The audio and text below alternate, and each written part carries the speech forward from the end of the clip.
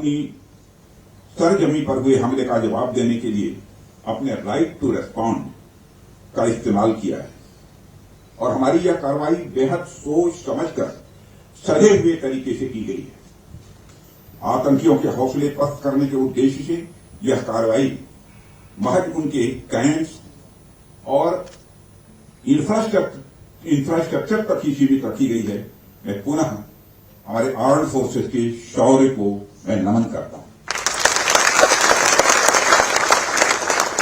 साथियों, आज border road organisation के 66वें फाउंडेशन डे पर आपके बीच उपस्थित होना मेरे लिए गौरव का विषय है और यह खुशी की बात है कि आज इस इम्पोर्टेंट डे पर बीआरओ द्वारा निर्मित 50 इंफ्रास्ट्रक्चर प्रोजेक्ट्स का उद्घाटन करने का अवसर भी हमें प्राप्त हो रहा है।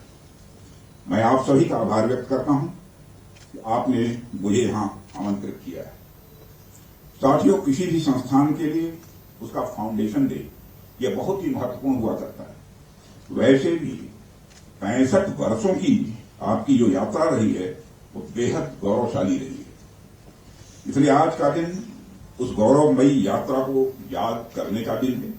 इसके साथ साथ यह दिन ठहर कर सोचने का भी दिन होता है कि अपनी अब तक की यात्रा में हमने क्या क्या हासिल किया है और यह हमारी अब तक की कार्य प्रणाली का विश्लेषण करने का भी यह दिन है। साथ ही यह एनालिसिस करने का भी दिन है कि भविष्य में हमारी राह क्या होनी चाहिए। साथियों, मैं देख पा रहा हूं कि वीडियो कॉन्फ्रेंसिंग के माध्यम से देश के अलग अलग क्षेत्रों से हमारे कई साथी जुड़े हुए हैं। अक्सर हम उद्घाटन के अवसर पर बड़ी बड़ी संस्थाओं का और बड़ी बड़ी एजेंसीज का नाम तो लेते हैं, परंतु ऐसे कई कर्मयोगी हैं जो पर्दे के पीछे रहकर काम करते हैं। इसी प्रोजेक्ट को पूरा करने में उनका योगदान भी बेहद महत्वपूर्ण होता है। इसलिए मुझे लगता है कि आज का दिन उनके योगदान को एक्नॉलेज करने और एप्रिशिएट करने का भी दिन है। साथियों, आज जम्मू कश्मीर, लद्दाख, सिक्किम, मिजोरम, अरुणाचल प्रदेश, पश्चिम बंगाल और राजस्थान में कई प्रोजेक्ट्स का उद्घाटन हुआ है। कहने को कि हम सारे फिजिकल इंफ्रास्ट्रक्चर हैं, लेकिन मैं इन्हें सिर्फ फिजिकल इंफ्रास्ट्रक्चर ही नहीं समझता। हमें जो सड़कें दिखती हैं, जो पुल दिखते हैं, वह सिर्फ दो स्थानों को जोड़ने वाले नहीं होते, बल्कि वह लोगों के दिलों को जोड़ने वाले होते हैं। इन प्रोजेक्ट से राष्ट्रीय सुरक्षा को तो मजबूती मिलती ही है, साथ ही साथ यह प्रोजेक्ट इन सभी रीजन्स को इकोनॉमिक प्रॉस्पेरिटी को भी बढ़ावा देते हैं। ये तमाम प्रोजेक्ट इन क्षेत्रों में ट्रांसपोर्टेशन, टूरिज्म और इकोनॉमिक एक्टिविटी को बढ़ावा देंगे, जिससे निश्चित रूप से यहां के निवासियों की आय में वृद्धि होगी, उनकी क्वालिटी ऑफ लाइफ में भी इम्प्रूवमेंट होगा और इन क्षेत्रों में समृद्धि आएगी एंड प्रॉस्पेरिटी आएगी। साथियों, मुझे बताया गया कि आज जिन इंफ्रा प्रोजेक्ट की शुरुआत की गई है, इनकी टोटल कॉस्ट लगभग 1900 करोड़ रुपए के आसपास की है। मुझे लगता है कि यह केवल उनकी नॉमिनल वैल्यू पर है। इसकी असली वैल्यू है वह तो हम आंक भी नहीं सकते। इन सड़कों के माध्यम से जब कोई बच्ची स्कूल जाएगी और अपना भविष्य बनाएगी, तो उसके इंपैक्ट का आकलन भी हम नहीं कर सकते। इन ब्रिजेस के माध्यम से जब यहां एम्बुलेंसेज दौड़ेंगी और समय पर लोगों को इलाज होगा, उसकी वैल्यू को भी नहीं आंका जा सकता। जब इन सड़कों के माध्यम से विभिन्न संस्कृति के लोग आपस में जुड़ेंगे या फिर एक दूसरे से जो कुछ सीखेंगे, उसकी वैल्यू कोई भी आंक नहीं सकता है। जब इन टनल्स के माध्यम से यहां के किसानों द्वारा उगाए गए फूल, फल, सब्जियां इत्यादि दूसरे क्षेत्रों में आसानी से पहुंचेंगे, उसका जो आर्थिक और सामाजिक प्रभाव यहां के किसानों पर पड़ेगा, उसकी वैल्यू, उसकी कीमत कोई भी नहीं आ सकता। साथियों, मैं इन प्रोजेक्ट्स की डिटेल देख रहा था। मैंने देखा कि इनमें छोटे से लेकर बड़े रोड, टनल्स और ब्रिजेस हैं। कुछ मीटर से लेकर सैकड़ों किलोमीटर तक इनकी लंबाई है।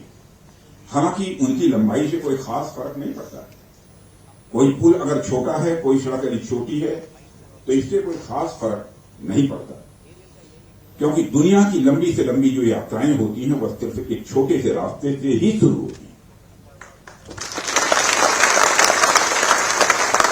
इसमें इन प्रोजेक्ट्स की कीमत, इनकी वैल्यू सिर्फ इस बात से नहीं आंकी जा सकती क्या फाइनेंशियली या फिजिकली कितना बड़ा प्रोजेक्ट है और ये कितना छोटा प्रोजेक्ट है। असल में इनकी असली कीमत इस बात से है कि यह कितने परिवारों को जोड़ रही हैं, कितने लोगों की संस्कृति को, उनके रहन सहन को आपस में करीब ला रही हैं, कितने लोगों की आर्थिक और सामाजिक समृद्धि, इकोनॉमिक और सोशल प्रॉस्पेरिटी में अपना ये योगदान दे रही है। यह प्रोजेक्ट लोहे, कंक्रीट या कोलतार से बनी हुई एक संरचना भर नहीं है, बल्कि यह एक कमिटमेंट है, यह एक प्रतिबद्धता है सीमावर्ती क्षेत्र के विकास का। यह एक रिजॉल्व है, यह एक संकल्प है बॉर्डर एरिया में क्वालिटी इंफ्रास्ट्रक्चर बिल्ड करने का। यह एक दृढ़ निश्चयता का डिटर्मिनेशन है लोगों के दिलों को जोड़ने का। इसलिए मैंने कहा कि ये प्रोजेक्ट्स इनवैल्यूएबल हैं, इनकी कीमत का आकलन नहीं किया जा सकता। प्राचीन काल से ही मार्ग मानव सभ्यता के विकास में बड़ी महत्वपूर्ण भूमिका निभाते हैं। मार्गों की महत्ता हमारे इतिहास में हमेशा से रही। जब आप मानवता का इतिहास पलट कर देखेंगे तो आप ये पाएंगे कि ट्रांसपोर्टेशन रूट्स ने कितना इंपॉर्टेंट रोल प्ले किया है। इतिहास बताते हैं कि सिविलाइजेशन स्थायी हुई तो उसके पीछे रूट्स और राजमार्गों का बहुत बड़ा योगदान रहा है। कला, साहित्य, संस्कृति और विज्ञान का प्रचार प्रसार एक क्षेत्र से दूसरे क्षेत्र तक इन्हीं के माध्यम से फैलता है। यदि मैं भारत के संदर्भ में बात करूं तो मुझे यहां के दो इंपॉर्टेंट रूट्स के नाम स्वाभाविक रूप से याद आ रहे हैं। आप शायद उत्तरापथ और दक्षिणापथ के बारे में जानते होंगे या सुना होगा। उत्तरापथ और दक्षिणापथ हमारे इंडियन सब कॉन्टिनेंट के डिफरेंट रीजन्स को एक दूसरे से जोड़ने वाले धागे की तरह। आप सोचिए, हजारों साल पहले जब संचार के इतने तेज साधन नहीं थे, तब आइडियाज और कल्चर, विचार और संस्कृति एक जगह से दूसरी जगह कैसे पहुंचते थे। पांड्य साम्राज्य का मोती और मदुरई का कपास आखिर मगध के पाटलिपुत्र में कैसे बहुत प्रसिद्ध हो गया। राजकुमार सिद्धार्थ से भगवान बने महात्मा बुद्ध की शिक्षाएं कावेरी पट्टनम तक कैसे पहुंची। संगम युग की मणिमैथिली की चर्चा काश्मीर तक कैसे फैल गई। जब भारत में मॉडर्न पॉलिटिकल यूनिटी का कंसेप्ट भी नहीं आया था, तब से इन रूट्स ने सभ्यता और संस्कृति के विकास और आदान प्रदान में बहुत ही महत्वपूर्ण भूमिका निभाई है। यदि हम महात्मा बुद्ध के बाद के इतिहास पर भी नजर डालें, तब भी हमें यह देखने को मिलता है कैसे दूसरे क्षेत्रों से आकर लोगों ने भारत की संस्कृति को समृद्ध किया और भारत की संस्कृति से भी उन्होंने बहुत कुछ सीखा भी। इन मार्गों का महत्व तब भी इतना ज्यादा था कि व्यापार के लिए समर्पित सड़कें बनाई जाती थी। आप जब सिल्क रूट के बारे में जानते हैं, आप सभी को मालूम है सिल्क रूट के बारे में, जिसने एक तरह से पूरे एशिया और मध्य यूरोप तक को कवर कर दिया था। भारत से भी उस सिल्क रूट का एक बड़ा हिस्सा होकर गुजरता था, जिससे न सिर्फ सामान बल्कि संस्कृति और विचार का भी एक्सचेंज, आदान प्रदान यह होता था। एशिया और यूरोप के बीच कल्चरल एक्सचेंज, सांस्कृतिक आदान प्रदान में भी सिल्क रूट का बहुत बड़ा योगदान रहा है। साथियों, सिर्फ स्थलीय मार्ग का ही नहीं बल्कि जलीय मार्ग का भी ह्यूमन सिविलाइजेशन, मानव सभ्यता में एक बहुत बड़ा महत्व रहा है। मेसोपोटामिया की सभ्यता के साथ हमारा व्यापार जलीय मार्ग से ही होता था। अरब के जो व्यापारी आते थे वो भारत में जलीय मार्ग से ही आते थे। इन रूट्स का असर हमारे संस्कृति पर, हमारे